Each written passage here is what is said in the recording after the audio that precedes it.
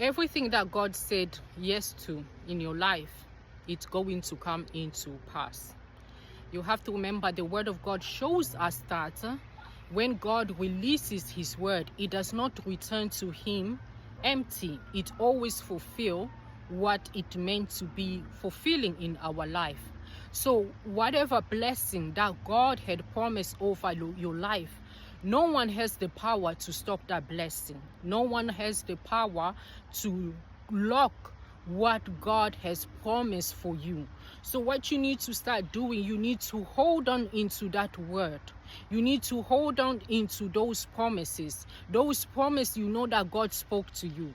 Those words that God gave you. You need to hold on into it, believing and knowing that it is going to come to pass. You need to stop doubting. You need to stop also when God, you know what God said to you, but there are some people, they will come and tell you the opposite.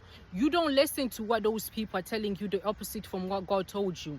You have to only focus on what God has told directly to you, not what the negative people are bringing to you.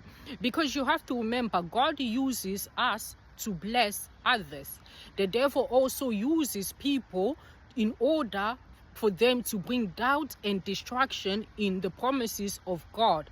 So when God is working in our life, you also have to remember the devil there is watching, seeing how am I going to distract this person? How am I going to create doubt into this person's blessing? So you have to know that the blessing that God saved for your life, it's going to happen. Stop doubting. The word of God revealed to us that it says that the Lord goes before us. He's not going to forsake us. His words are true. His word is him. He does not lie. God does not lie. God is not the devil to lie. The Bible tells us that the devil is the father of the lies from the beginning. There's no truth in him. But God is God of truth. God is God of honest. God is God of light. God, what you may ask yourself about why what God has said to you is not happening. It's going to happen at God's time. You have to look at the life of Joseph. Joseph saw dreams. God gave him dream of who he was going to become. And now imagine how long did it take for Joseph to become a leader?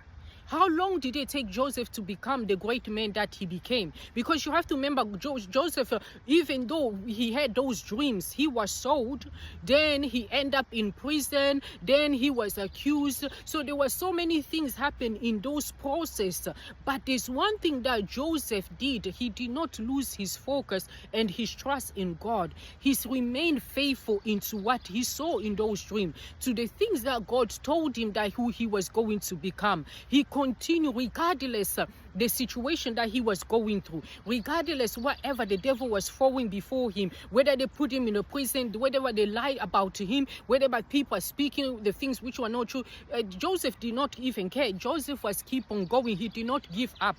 He was keep on going because he knew this God does not lie. This God I serve is a living God. That is the same faith, the same trust you have to have in your God. Because there are so many people, they will talk about the name of God, they will talk about the things of God, but deep down they don't have the faith, they don't have the belief, they don't have the trust. Anything that can come in their way, they start doubting. Whenever the devil try to throw something to test them, try to push them, they doubt. Where is this God? They'll start crying, they'll start complaining, they'll start calling everyone. You cannot be a child of God like that. When the devil try to bring certain situation in your life, you stand up, you continue in prayer, you continue fasting, in declaring the word of God, and you keep pushing, keep going, just like Joseph did. Joseph did not give up.